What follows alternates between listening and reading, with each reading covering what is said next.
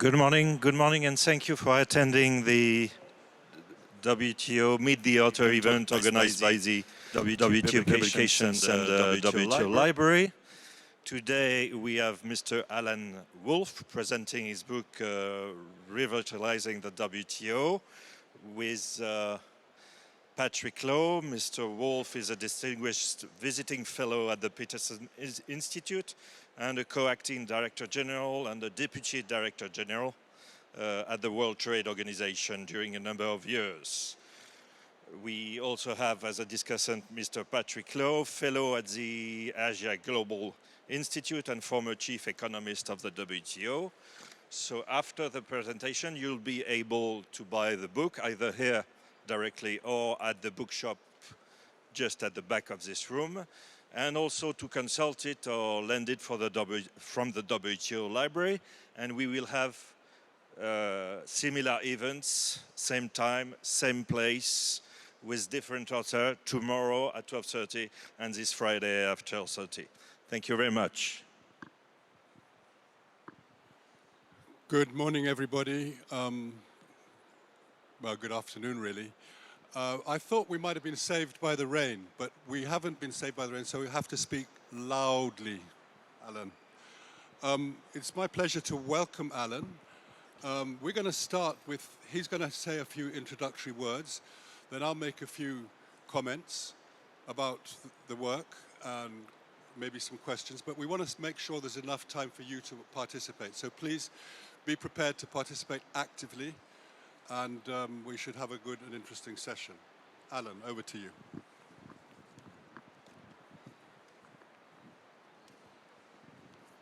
Thank you very much, Patrick. I hope you can hear me, a little bit at least. This is what happens every time it rains at the WTO. The atrium becomes just a magnifying box for the rain. Louder, I'm speaking louder. If I swallow the microphone, it may work. We're often too negative about the WTO, about the trading system. MC11 in Buenos Aires was said to be a failure. When I actually had a different point of view, I thought it was a great success because the joint statement initiatives began, because negotiations began, that it was imperative that that take place. MC12 gets mixed reviews.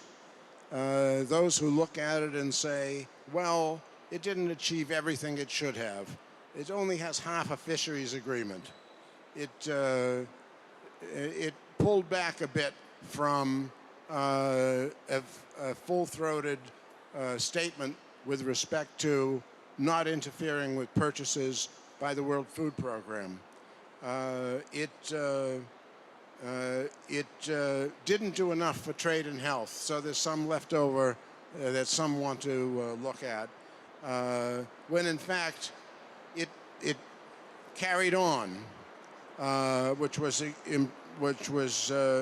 very important, and the rain carries on as well. So if you hear anything, if you don't, buy the book anyway. You'll find whatever I would have said is in the book.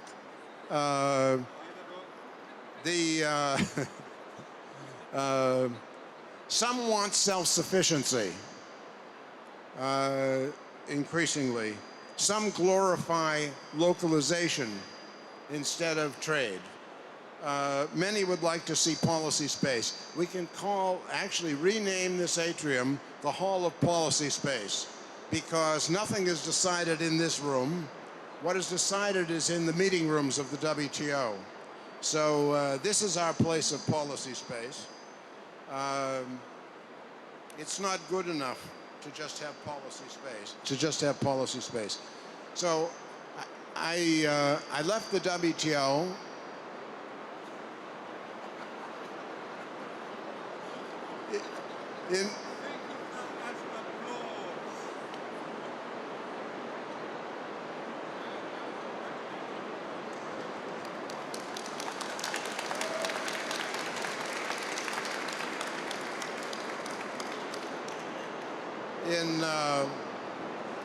This was actually arranged by the prior U.S. administration before the current one.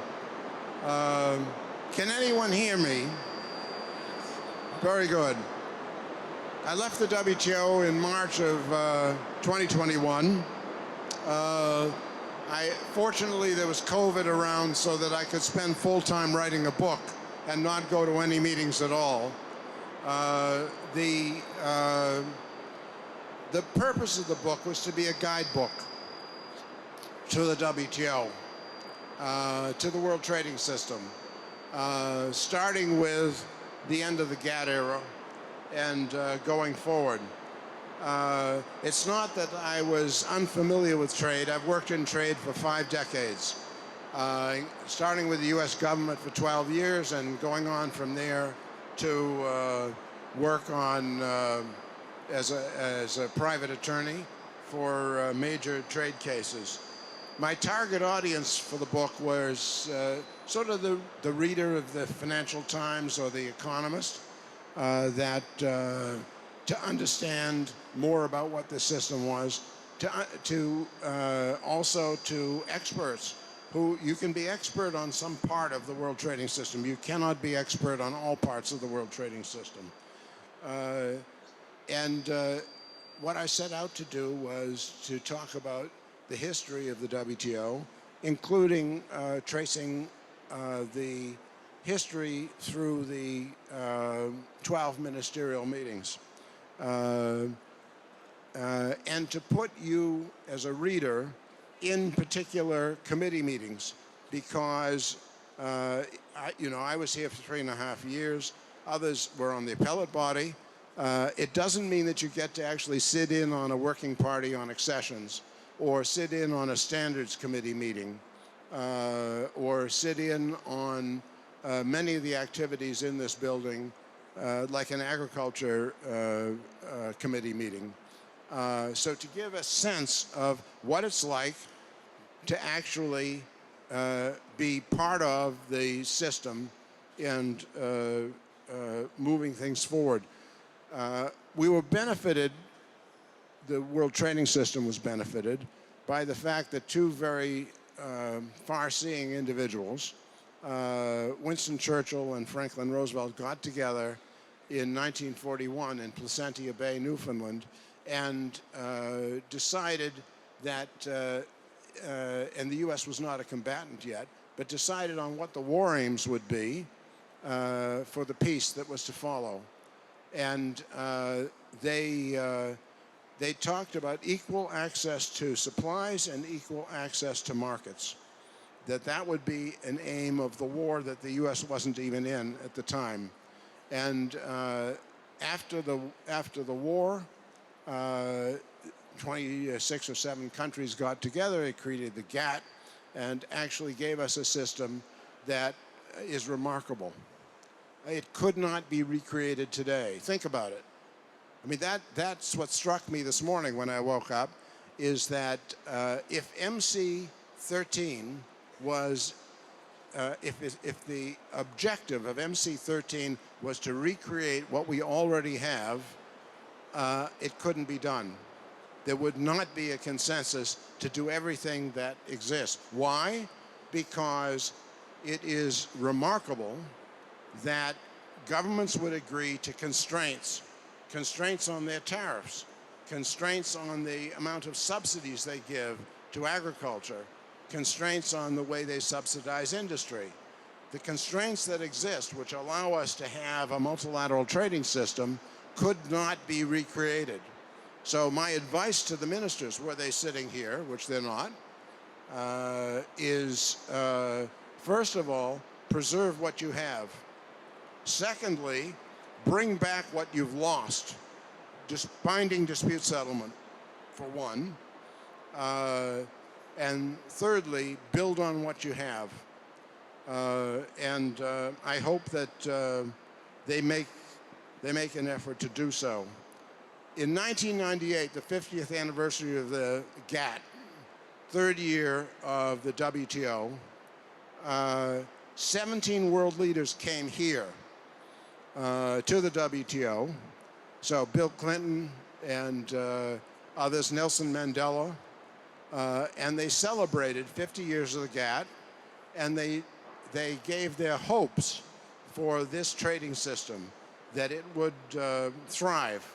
And the president of the European Council said, we won't know for, he didn't have to compete with that thunderstorm, but he said, we won't know for 25 years whether we succeed, but there's a hope that we'll succeed. Nelson Mandela came and he said that it was a white apartheid government that signed us up to this, but we'll make the best of it and we will move this system forward.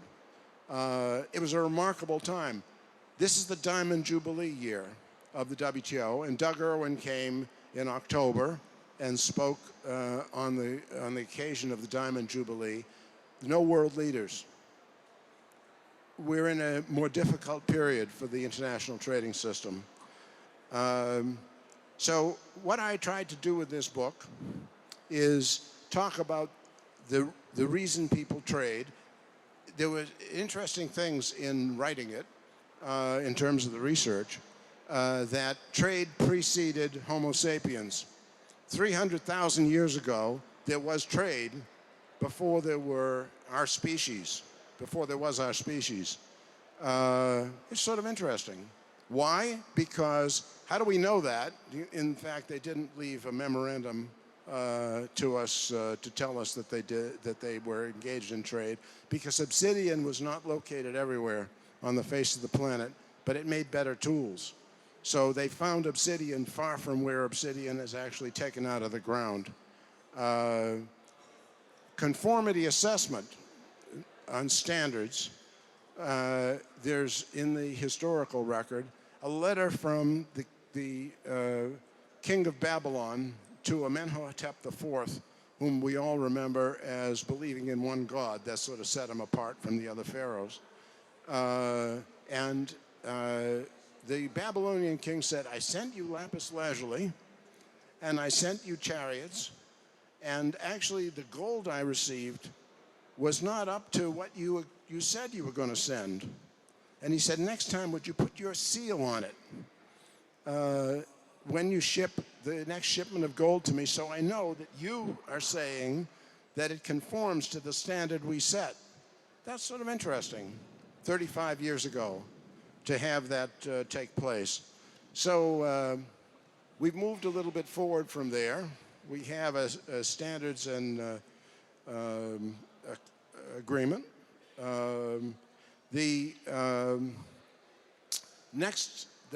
One of the two presidential candidates who's likely to be the candidate who comes through the process has said that we'll put on a flat, if he's elected, put on a flat tariff across the board. We actually have experienced that, not personally, but not any of us living here now. But in the 1930s, we tried that. We tried putting on a flat tariff. And what was the response? Others put on a tariff too. And actually, there was a lot less trade, and there was a Great Depression that was deepened and lengthened by that sort of policy. It is a problem with human memory, and that is, they say, it works for 2 generations, and that's about it. That once there's a flood, people will not, that generation will not rebuild in the flood zone, and their children will not rebuild in the flood zone. The next generation, they rebuild in the flood zone. We face today a threat of rebuilding in the flood zone when it comes to trade. So this place is imperiled, but actually I'm optimistic because there's a lot of goodwill. No one has left the WTO. 164 countries, and 2 more will be added through the accessions process, probably in February in Abu Dhabi. No one's left. They're all here, and they're going to make this more successful. In the movie Oppenheimer, which I recommend to you, Leslie Groves, who's the head of the Army project running the Manhattan Project to create an atom bomb, says to Oppenheimer, tell me, what will happen when you set off an atomic device? And Oppenheimer replies, I've talked to my physicists, and they say there's very, very little chance of the atmosphere completely exploding and life on Earth ending. It's at near zero. And Leslie Groves says to him, I'd rather that you said zero. Well, putting tariffs on across the board is sort of that equivalent in terms of the world economy. The book, besides history, and I'll wind up here, the book talks about reform, that there has to be deliberation again and rulemaking, that there has to be binding dispute settlement again, which is possible, and I think there's a path to that. And I've cited some ways of getting there. There has to be, in my view, an executive. If you look at the agreement that set up this place, it says there's a director general who's in charge of the staff. It doesn't say what she will do. In the World Bank, in the International Monetary Fund, in the OECD, there's actually a role, a policy role, for the person who's in charge of the executive. There is no executive branch at the WTO. I think that should change, and I don't know a single member who wants to do that. Lastly, there should be a capability of forensic intelligence to understand why trade takes place and why it doesn't, to understand trade anomalies, and to inform the members as to what's actually taking place. Arthur Dunkel, when he was Director General of the GATT, I said, why don't you buy the Financial Times? And then you'd know what's going on in the world. And he said, I do buy the Financial Times, but the members won't let me read it. We're somewhat there still today, that there should be a strong forensic capability. And we will have a discussion, which I hope some of you can hear. And we'll understand Patrick Lowe, a distinguished former chief economist and one of the people who made this place what it is today, some of the positives too. He will field questions for us to try to answer, and I hope that you will recommend the book to people. What I want it to be is in the hands of students and young trade officials who are coming along, who will know what the value of this place is, to understand it more fully. So anybody who, some of you will teach, some of you certainly know people who are teaching, to recommend that the book be used by the next generation so they understand the values of this place and they value it. Thank you.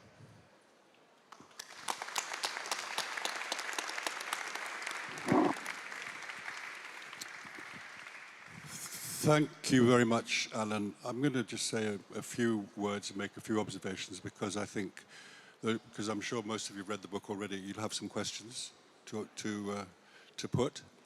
I can't think of anyone better placed to write this kind of book. Alan Wolff has been in the business for half a century, almost.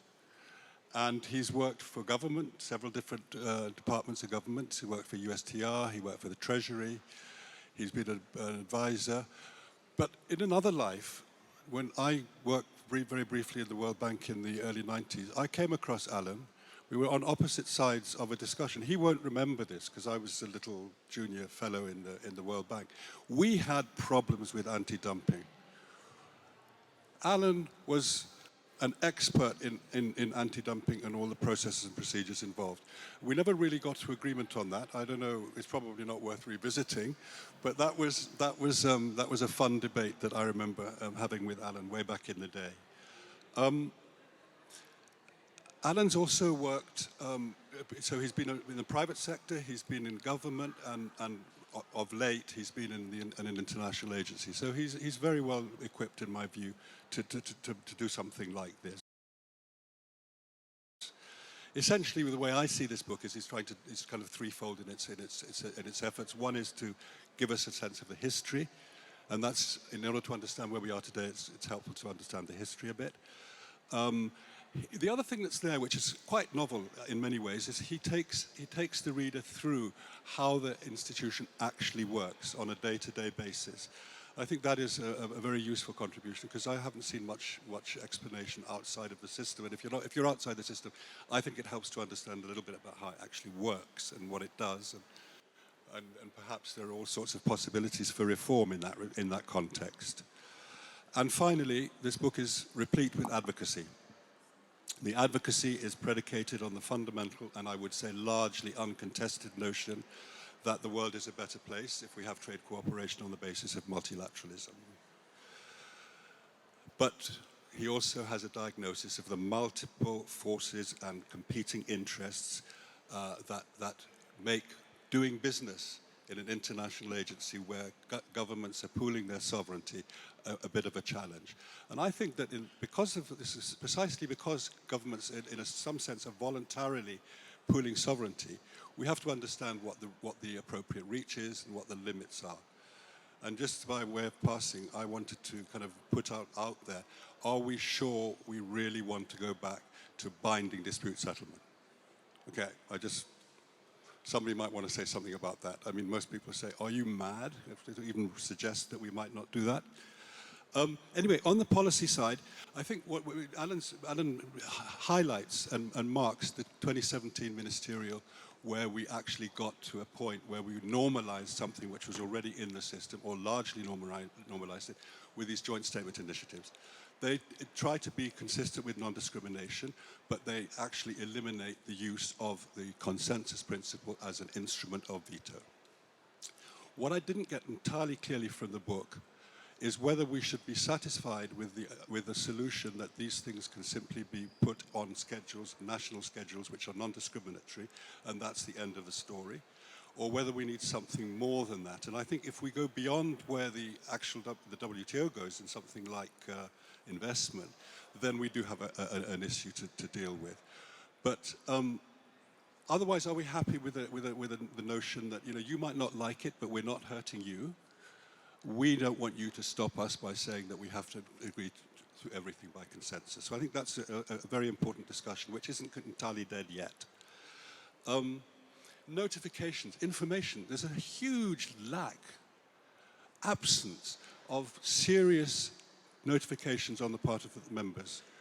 We don't have nearly enough information, systematic information, regularly notified information about what countries are actually doing.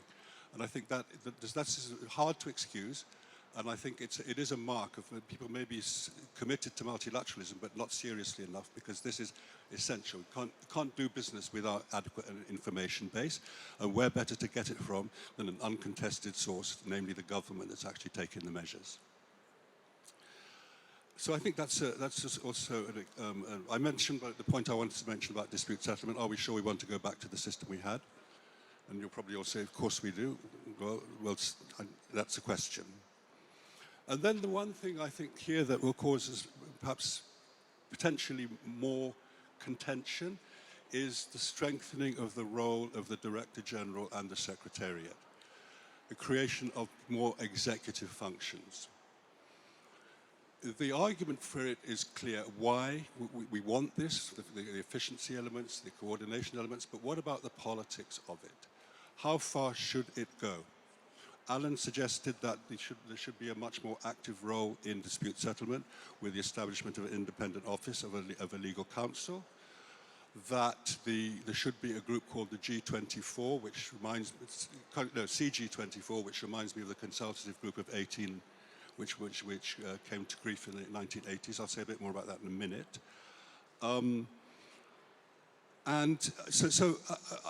I think that question of what should the Secretariat's role be, should there be a kind of, because Alan also suggests that the Director General should chair the General Council. Is this the way we should go? Is there a willingness to go down that road, or is it a step too far? And if it's a step too far, then what are the alternatives to make the system work?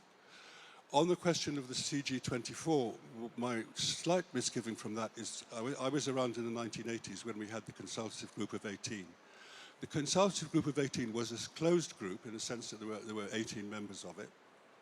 They didn't try to have any executive function. They tried to thrash out issues and get clarity on issues on the basis of useful analytical inputs from the Secretariat and elsewhere. But even that seemed like it was too much because the CG18 had a very unhappy crash landing and was destroyed because two members could not agree which one of them was supposed to have the seat. I'll tell you which the members were if you press me. And that, at the end of the day, made the whole thing collapse. So obviously one way of getting this is to say we don't make a formal group, we do everything informally. And that's been very much the modus operandi in recent times. You have the breakfast group, this group, that group, and the other group. Maybe that's the way to go.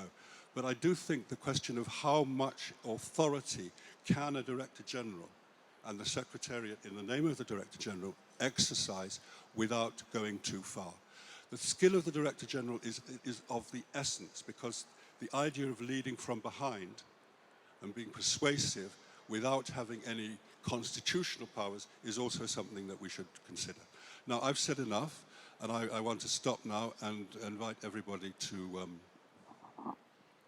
make... However... Oh, you want to interrupt? Well, we've yes. got... Okay, we've still got 30 it'll be minutes. very brief. You see, even two of us who favor this institution don't agree on a number of things. I don't know anyone here who's a member of some corporation or institution that has no executive. You know, you actually have to have somebody who sets the agenda or who calls the meeting to order. There's always that. That's the committees. That's the committees that do that, the chairs of the committees. We're not going to debate here, however. Oh, what a pity. I did, you know, I watched Patrick in action with a number of people like Hamid and others, and actually they don't quite come to blows, but they do create a discussion. What I want to do in the book is start a discussion about how do you get back to rulemaking? How do you get back to functioning dispute settlement where everybody is part of it?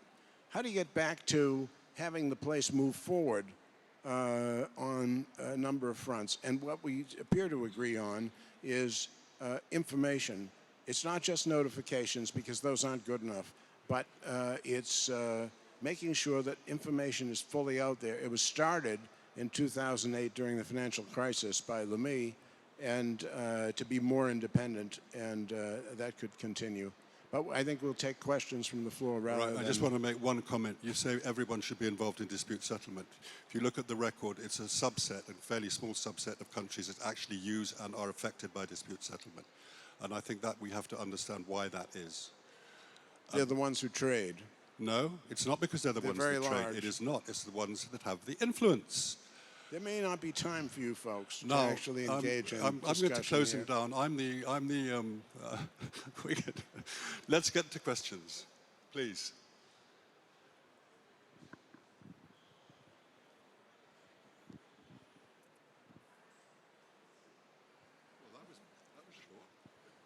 Well, that was short-lived. Okay, Alan, you can.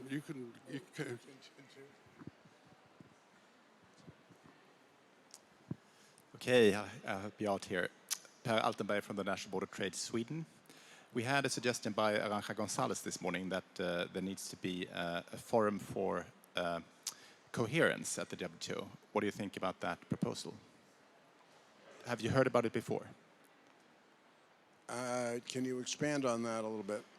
Well, there are a lot of trade and issues that need to be solved, and right now we are discussing mostly trade at the WTO, whereas other issues are discussed elsewhere.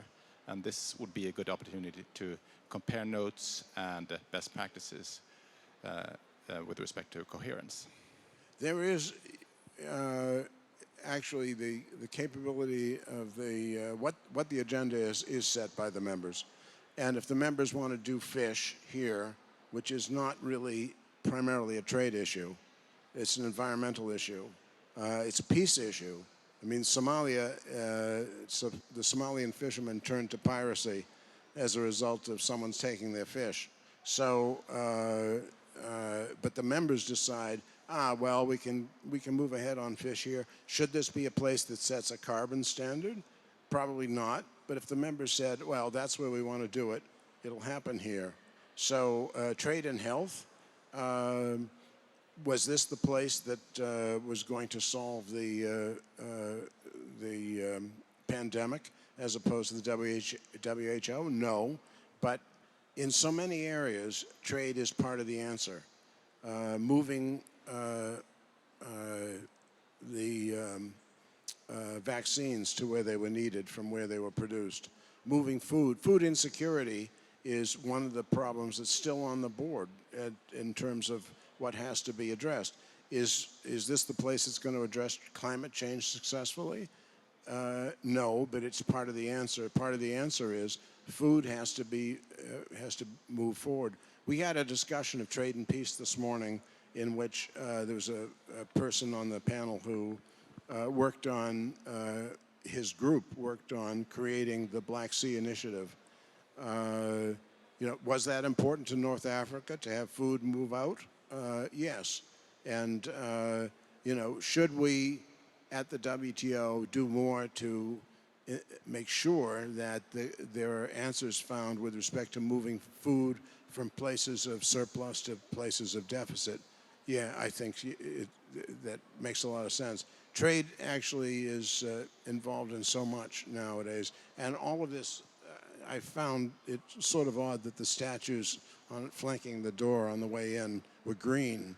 I thought my eyesight was failing. Suddenly the two sculptures on either side of the front door were bathed in green light. So this place is getting greener. Is it the right place to do everything? No, but it's a place to at least address the food aspects, the trade aspects of things like food security. So it's expanding, and it has to adapt. Trade and technology, which is not the subject of this, it was the subject of some panels here, but it's not the major subject of it's not the theme of the public forum, but what's going to happen with AI to trade and to employment? Is labor going to be discussed here in greater detail? Is competition policy going to come back as a subject? If the members want it to, if it's necessary, it will happen. So the agenda is not really set for the future. I think it will expand. Hamid, you look as if you have a question.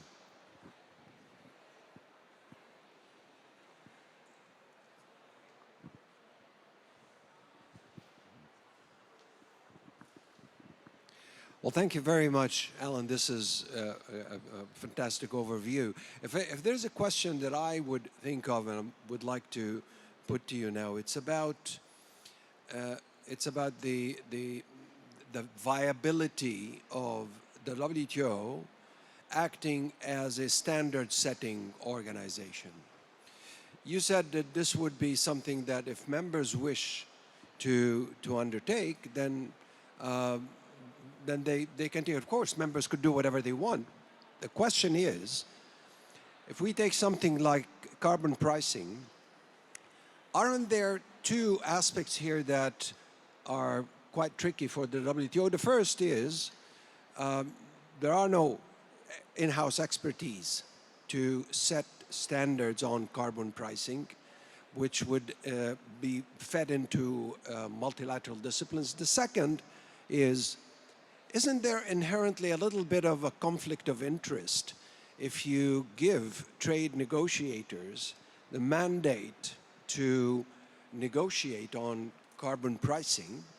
Could there ever be an agreement knowing that whatever they come up with is going to have trade implications for some countries over others, developing countries and developed countries? It's the idea of the WTO or any trade institution for that matter being assigned a standard setting function? Thank you.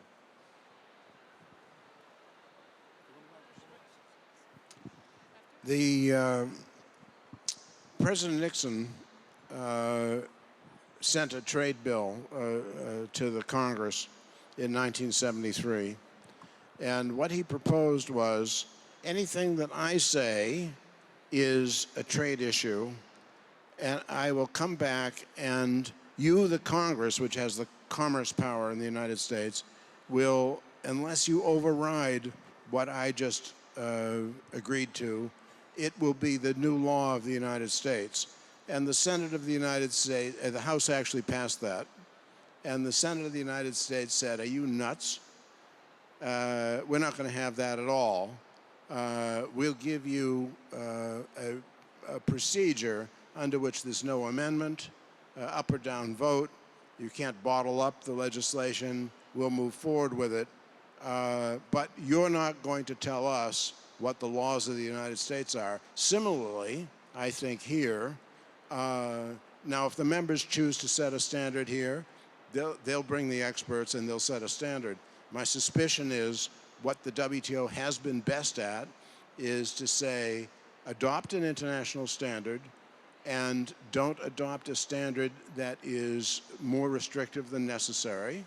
So as in the standards agreement, don't restrict trade in order to get to your objective, which is sort of the natural competence here. But if the members said, this will be a great place to meet like they did on fish, and we can come up with some disciplines, we can come up with a carbon price, it's up to them to choose. I just doubt that that's where it'll take place, ultimately.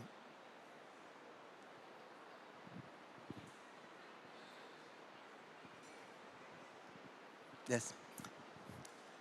Thank you, Alan, for this book, and nice to see Patrick Manuel Tihanki from the Philippine Mission. So my question is two questions. One, Arantxa did say this morning, I think from the first question, that in order to restore legitimacy to trade as really an overall public good, we need to ensure inclusiveness, development, practical results, as the St. Vincent and Grenadine minister said, meaning people have to be more convinced of the benefits of trade as a multilateral issue.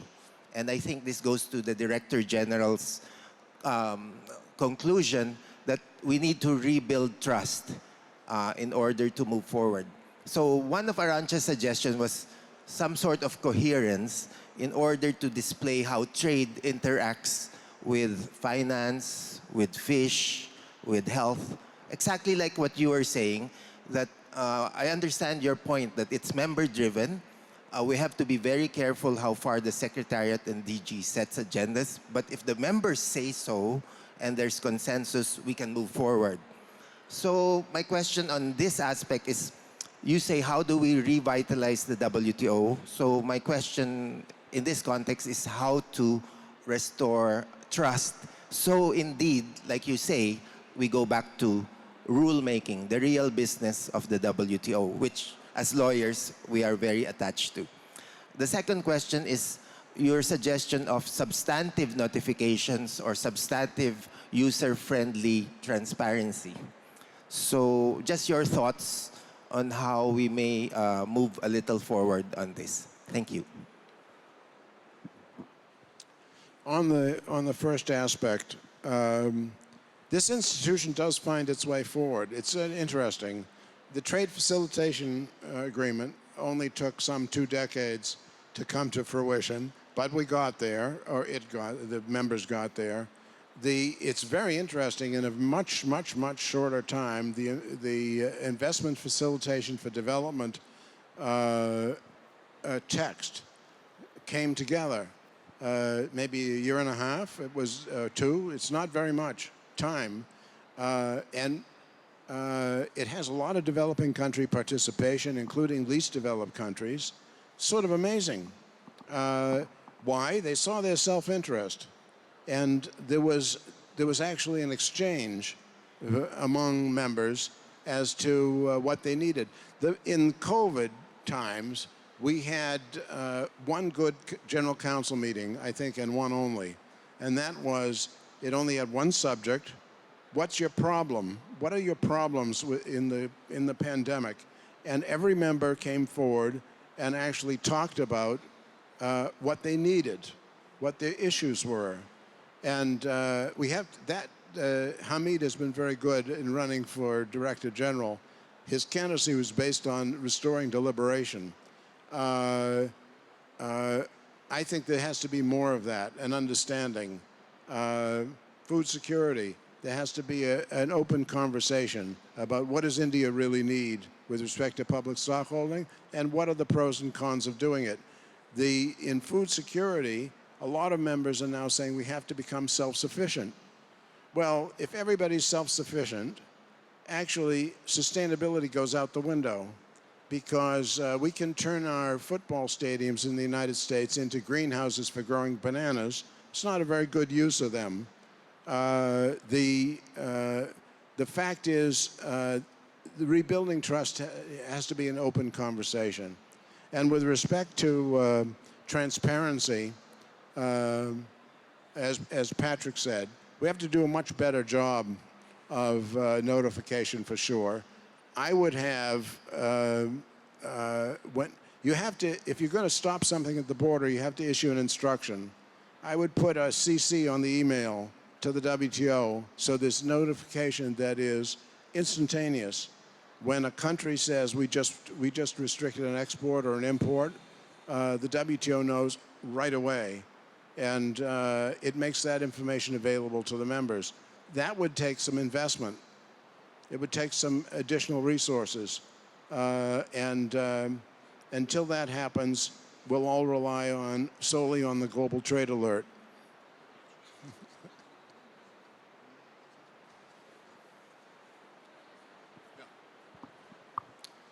Well, Alan, first of all, congratulations with a great book.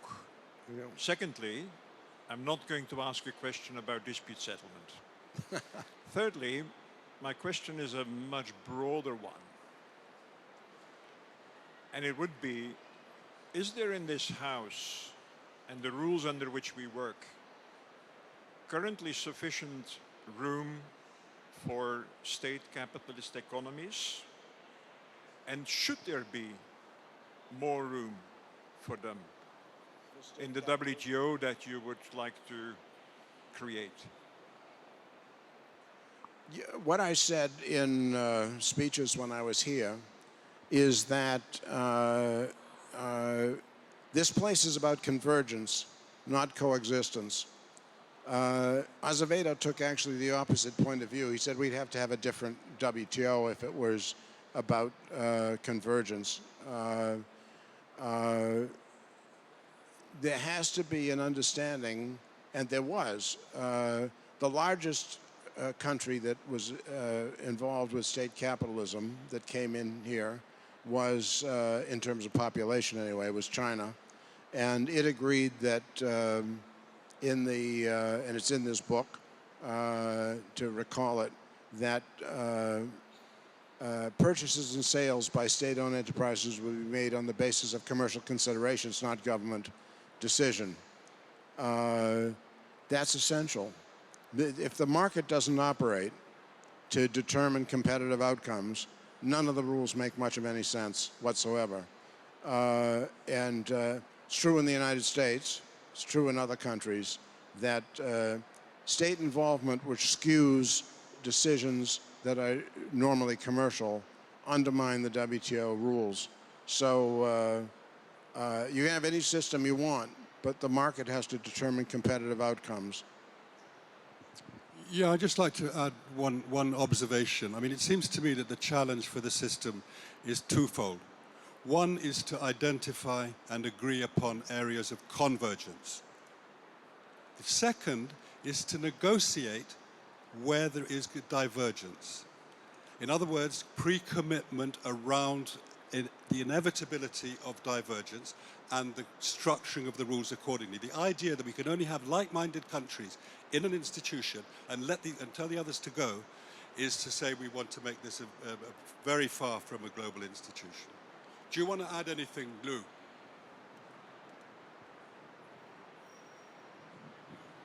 Let's give Lou his say. Sorry.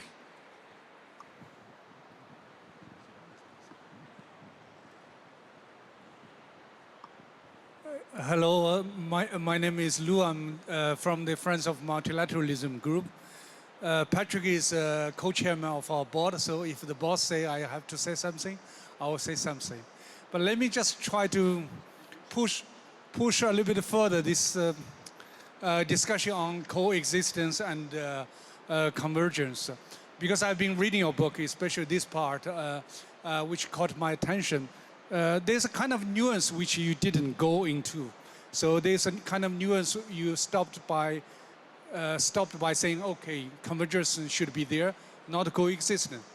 But based on what Patrick said, and also this morning when Arancha was launching her book, she will say something also we discussed a few years ago, is that we don't target different systems, but we target the policy practices which might have spillover effects on other countries' interests.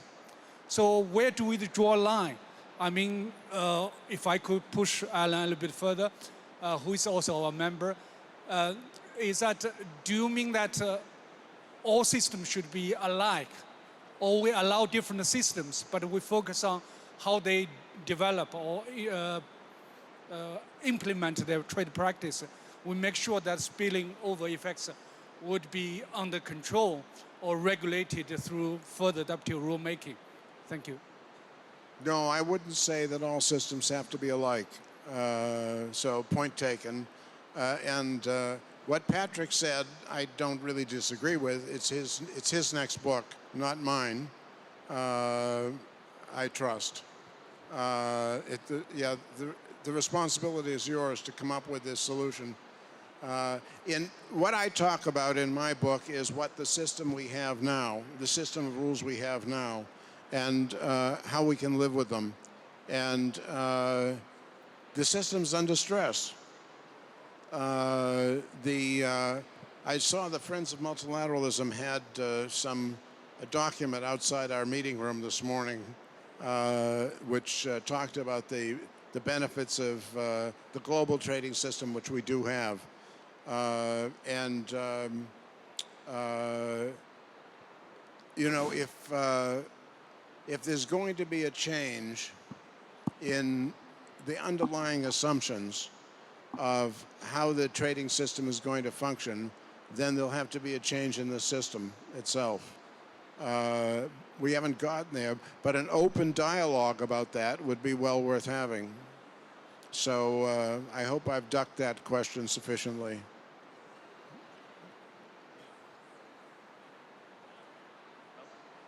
Sorry, I have the phone, so I'll raise my question. My name is Wen Huaji. I'm from the University of International Business and Economics in Beijing. So you have my card. Indeed, I have a very specific question concerning export control. In this May, you published a PIIE working paper titled, Can the World Trade Organization be saved? Should it? Maybe part of the article was included in the book. In that paper, you made a very interesting suggestion. Any export controls must provide for an equitable share for the rest of the world. But in that paper, you didn't make any explanation or on that point. So I would like to invite you, if you wish, to further explain how that could be achieved and what are the meaning for the rest of the world, especially for the China-US trade relationship, because now the relationship was disrupted mostly by the trade export controls on chips or some other products. I think it would be a very important idea. If we could use it, maybe it's helpful to the restoration of the normal bilateral relationship. Thank you. Yeah, we live now in an era of great power rivalry, and the new equilibrium has not yet been reached as to how they'll deal with each other and deal with the rest of the world, which will have to happen. The WTO rules are largely ignored when it comes to equitable share. I mean, what's being referred to is if you have an export control on not food, because food's exempt, but if you have an export control on, let's say, a mineral or a manufactured good, you have to provide, and you have a right to do that as an exception to the rules if you have short supply domestically. You have short supply domestically, you're supposed to allow an equitable share to be to go out to others. That is, I think, has always been ignored entirely by pretty much all members. And on food, you don't have to give anyone an equitable share. There's no requirement. Food is exempt. And food insecurity is a big subject in this world. The idea that you will not share supply of food, which is the most basic element of trade, I think is a hole in the a gap in the trading system rules. So there are two things with respect to equitable share. One is, how do you apply it when the rule does apply, which is to manufactured goods and to raw materials, non-food, non-agriculture? And the other is, when it's food, won't you give an equitable share to others? And I think that's an essential part of dealing with food insecurity. So it's a point well taken.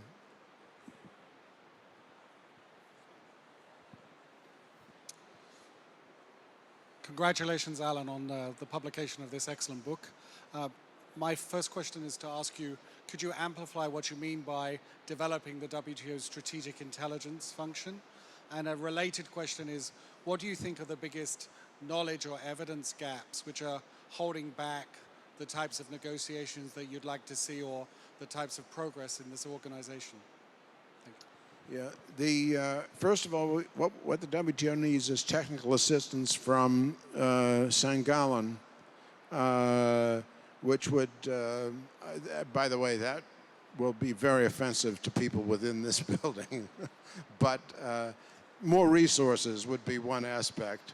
But one of the things that Simon has done is look around the world for all available information. My trade practice, when I was in private practice, what we did, our profession, was to understand why trade did not take place. I mean, an industry would come to us and they say, we can't sell to X market. In that era, often it was Japan. It was not China. And it took years of probing to understand why something didn't take place.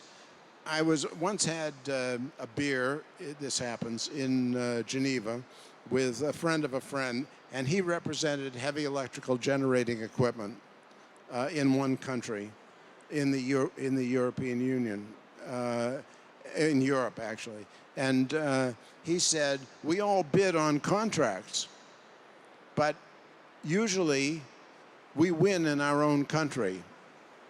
You know, well, what's going on there? Is that what the WTO rules are about, or the GATT rules earlier on?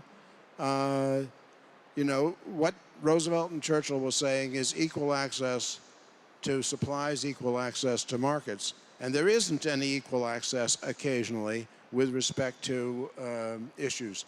The Japanese steel industry and the Eurofer, the European steel industry, at one time had a cartel. They each had a cartel, but the two cartels collaborated. And there was a thing called the East of Burma Agreement. And they wouldn't sell into each other's market. But the U.S. wasn't part of that deal, and they dumped in the United States. Now, that was just totally unknown to the people in the industry, other than the fact that they knew that steel was coming in at less than average cost of production. So what I'd like to see is trade anomalies. A member comes into the WTO Secretariat and they said, we used to sell fax machines or cell phones into X market, and it stopped. Why did it stop? And that's not a matter of notification. That's a matter of doing a fair amount of very in-depth research to find out why the market dried up. So I'd like to see the World Trade Organization be at least a hub of knowledge, a hub of information. And it might say, well, if you want to know about wheat, the wheat market, hard red number 2 wheat in North Africa, what's going on there, it wouldn't be the WTO would necessarily know that, but the WTO would know where you find that information. You know, why can't you sell there? Why did the price move up or down? That they would know who had that information, the best source available. So, you know, we talk about transparency, but there is very little transparency in a number of instances. So I'd like to see that kind of proactive activity possible. I'd like to see strategic foresight. The WTO doesn't have strategic foresight. In the European Union, they do. In Canada, they do. I don't know that they do in the United States government, actually. But identifying the problems of tomorrow that will arrive on your doorstep. There was a congressman in the United States named Sam Gibbons who said, trade problems develop over time. You don't look out the window one morning and say, look at that, there's a glacier in my backyard. It builds over time. And there has to be more understanding of why trade takes place and why it doesn't. What Global Trade Initiative, Global Trade does, GTA, and the WTO is they take one level of the information, but and that suggests what's going on, but it's not an in-depth probe as to why a market disappeared or why why particular trade is taking place the way it is. So that's where I would head. We're coming to the end. I think we have time for one more question. Hello, my name is Hannes Schlömann. I'm with WTI Advisors. I have one quick question, and this being a book launch, I have to admit I haven't seen the book yet. I've seen it but not read it. I will certainly do that. I wanted to come back to the executive function. What could that possibly look like? If you are an executive, you have to execute something. That means you need to have power to actually do certain things and decide on them. Well, execute something and possibly also to some extent execute somebody. So you need to know which power you actually have. And so I'm really interested in knowing what that could be and how it could serve things like convergence and other great aims we've just discussed, including building up that ability to share information, share knowledge, perhaps create an obligation to supply in certain situations, maybe a fast track to stopping export controls, that kind of thing. How far could we possibly go, both fantastically and realistically speaking? Fortunately, there's enough noise here so that Ngozi can't hear what we say. What do I mean by executive functions? I really don't mean we're going to run the world from the WTO. That's not going to happen. But an example would be, which I used this morning in a panel at Trade for Peace, is Arthur Dunkel towards the end of the Uruguay round said, I've listened to all of the members here negotiating, and I think this is the landing zone. That I, as sitting here as a neutral observer, I'm not dictating to you what the outcome would be, but this is what I think this is where you're headed. There'd be no WTO, and there'd be no Uruguay round conclusion if Arthur Dunkel, the Director General of the GATT at the time, had not put forward a draft that said, I've listened to you, and this is what I think I think this is where the common interests lie.